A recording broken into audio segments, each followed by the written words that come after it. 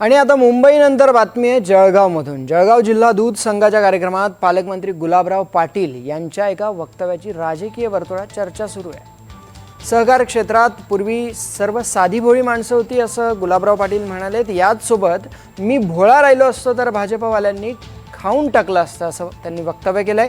पालकमंत्री गुलाबराव पाटील यांच्या या वक्तव्यामुळे राजकीय वर्तुळात चर्चांना उधाण आलंय।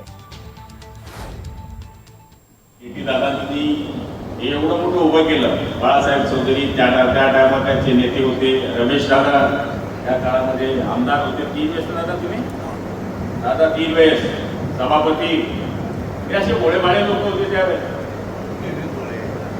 मी भोळा मी भोळे होते। मी कशाला भोळा बोळाला तिने नव्हत्या तिने भाजपाने सांगायचा अर्थ असा आहे की असं चालतं गिरीश भोगी जातो तुमच्यावर चालेल कार्यक्रम। तर सांगायचा अर्थ असा आहे की हे सर्वसाधारण त्या काळात काँग्रेसच्या काळात हे काम करणारे कार्यकर्ते होते।